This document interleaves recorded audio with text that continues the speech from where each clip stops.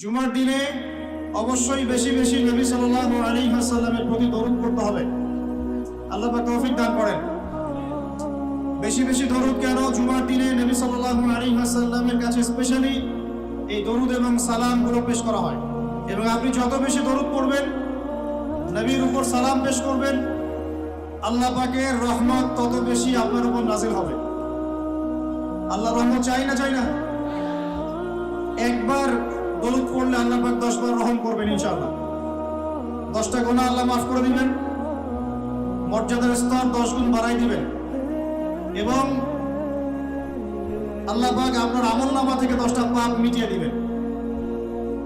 তাহলে আমরা যখনই নবীর নাম শুনবো বলবো সাল্লাল্লাহু আলাইহি ওয়াসাল্লাম।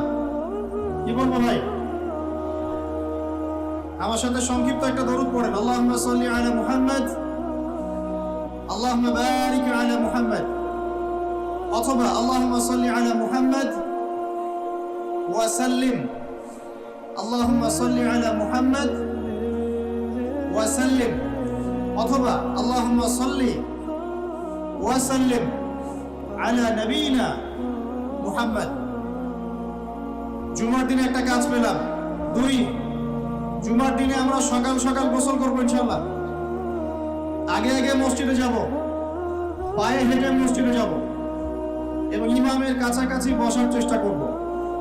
ইমাম সাহেবের খুতবা মনোযোগ সহকারে শ্রবণ করার চেষ্টা করব, এবং খুতবা চলাকালীন কথাবার্তা বলবো না, কাউকে ডিস্টার্ব করবো না। ইমামের সাথে নামাজ শেষ করব। নবী সাল্লাল্লাহু আলাইহি ওয়াসাল্লাম বলেছেন, প্রত্যেক পদক্ষেপের বিনিময়ে 1 বছরের নফল রোজা, 1 বছরের নফল নামাজের নেকি হবে ইনশাআল্লাহ। পারবো ইনশাআল্লাহ? 3 নাম্বার, জুমার দিনে 2টা ওয়াক্ত আছে। কয়টা?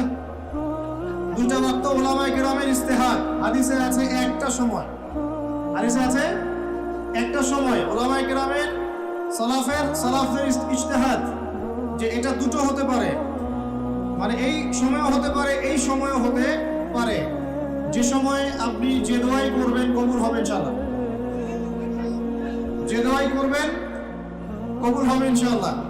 2টা ওয়াক্ত হচ্ছে, 1 যখন ইমাম সাহেব খুতবা শুরু করেন, এই সময় থেকে নিয়ে নামাজ শেষ হওয়া পর্যন্ত এইটুক সময়ে দোয়া কবুল হবে ইনশাআল্লাহ। আমরা দোয়া কবুল হওয়ার ওয়াক্তগুলো জানি না, তাই দোয়া কবুলের জন্য এখানে ওখানে ধন্না দেই। অথচ জুমার দিনে আল্লাহ পাক আপনার দোয়া কবুল করার জন্য একদম হাজির। জুমার দিন যখন খুতবা শুরু হবে, আপনি দোয়া করা শুরু করবেন মনে মনে। আর খুতবার দ্বিতীয় অংশে ইমাম সাহেব দোয়া করেন, খুতবার দ্বিতীয় অংশে ইমাম সাহেব দোয়া করেন, আমরা বুঝি না বলেই দোয়ায় আমিন পর্যন্ত বলি না। কি বলি না? এই হচ্ছে আমাদের জেনারেশনের অবস্থা। আমরা জানিও না যে কোনটা দোয়া। বাংলাদেশের 90% মানুষ জেনারেল ব্যাকগ্রাউন্ডের, তাদের মধ্যে বেশিরভাগ মানুষই জানে না যে কোনটা দোয়া হচ্ছে। আরেকটা কথা হচ্ছে, এগুলো যে দোয়া, এটা যদি মসজিদ কমিটিও জানতো, আমার ধারণা ইমাম সাহেবের চাকরি থাকতো না। না বুঝে ঠিক বলছেন? ইমাম সাহেব দোয়া করে আল্লাহুম্মা আইজ্জিল ইসলাম ওয়াল মুসলিমিন, বলেন আমিন। ইমাম সাহেব দোয়া করেন আল্লাহুম্মা আইজ্জিল ইসলাম ওয়াল মুসলিমিন, আল্লাহ ইসলাম এবং মুসলমানদেরকে ইজ্জত সম্মান দান করো। বুঝলেন কি দোয়া করেন? আল্লাহ আপনি মুসলমানদেরকে আর ইসলামকে ইজ্জত এবং সম্মান দান করেন। তখন আমরা বলি আমিন।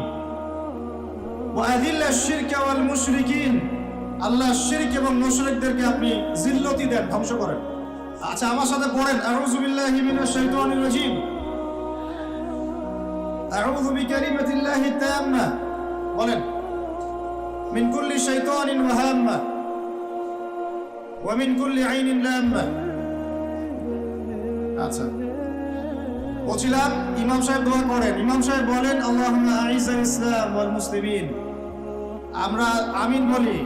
ইমাম সাহেব বলেন আল্লাহ ইসলাম আর মুসলমানদেরকে বিজয় দাও, ইজ্জত দাও। বলেন ওয়া আযিল্লাশ শিরকা ওয়াল মুশরিকিন, শিরক এবং মুশরিকদেরকে অপদস্থ করো, আমরা বলি আমিন। ওয়া দাম্মির আ'দা'আদ-দ্বীন, আল্লাহ তোমার দ্বীনের শত্রুদেরকে তুমি শায়েস্তা করো, আমরা বলি কি আমিন। ওয়া দাম্মির আ'দা'আদ-দ্বীন ওয়ানসুর ইবাদাকাল মুমিনিন, আল্লাহ তোমার মুমিন বান্দাদেরকে তুমি সাহায্য করো। ইমাম সাহেব বলেন, আল্লাহুম্মা উনসুর মান নাসারা দীন মুহাম্মদ সাল্লাল্লাহু আলাইহি ওয়াসাল্লাম। ও আল্লাহ, মুহাম্মদ সাল্লাল্লাহু আলাইহি ওয়াসাল্লামের দ্বীনকে যারা সাহায্য করে তুমি তাদেরকে সাহায্য করো। আমরা বলি কি আমিন। ওয়া খাযুল মান খাযালা দীন মুহাম্মদ সাল্লাল্লাহু আলাইহি ওয়াসাল্লাম।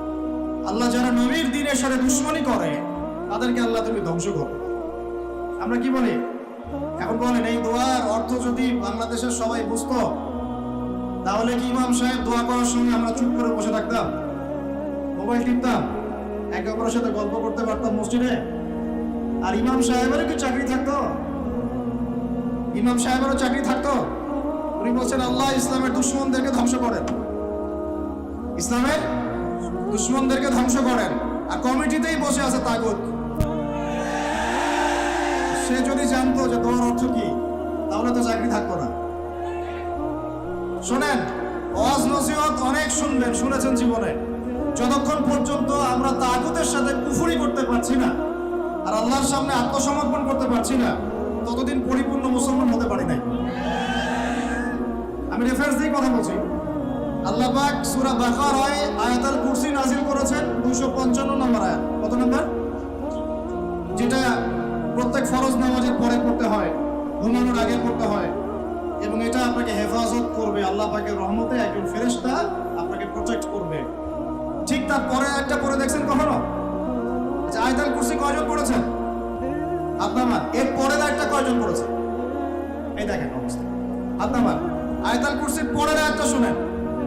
আল্লাহ পাক বলছেন, বা'দা আউযু বিল্লাহি মিনাশ শাইতানির রাজীম, লা ইকরাহা ফিদ-দীন।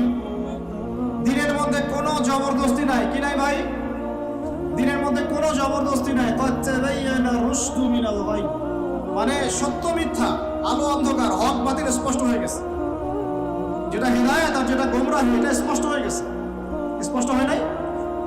তারপরে আল্লাহ বলছেন, মান ইয়াকফুর বিত-তাগুতি ওয়া ইউমিন বিল্লাহ ফাকাদ ইসতামসাকা বিল উরওয়াতিল উসকা। এই আয়াতটা তো আমরা অনেকে জানি না। আল্লাহ পাক বলেছেন, মান ইয়াকফুর বিত-তাগুত, যে বা যারা তাগুতকে অস্বীকার করলো বা তাগুতের সাথে কুফরি করলো, ওয়া ইউমিন বিল্লাহ, এবং আল্লাহর প্রতি ঈমান নিয়ে আসলো, ফাকাদ ইসতামসাকা বিল উরওয়াতিল উসকা, সে ব্যক্তি একটা শক্ত রশি আঁকড়ে ধরলো, লাম ফিসামা লাহা, যেটা কখনো ছিঁড়ে যাবে না ইনশাআল্লাহ। তাহলে আল্লাহ পাক এই আয়াতে বলছেন আপনাকে তাগুতের সাথে কুফরি করতে। কার সাথে? তাগুতের সাথে কুফরি করতে এবং মুমিন হতে।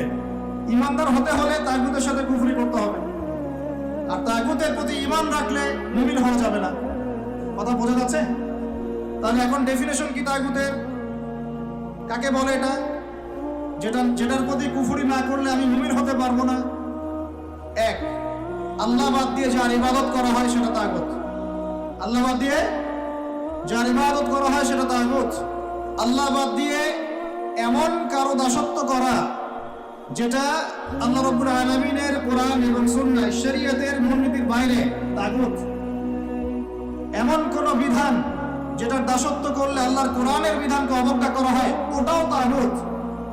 এমন কোন সিস্টেম যে সিস্টেমটা আল্লাহ এবং তার রাসূলের বিধান মোতাবেক চলে না, গায়রুল্লাহর বিধান মোতাবেক চলে, ওটাও তাগুত। ভয় লাগতেছে? তাগুতের সাথে কুফরি না করতে পারলে মুমিন হতে পারবেন না। এখন টপ টু বটম সব তাগুত।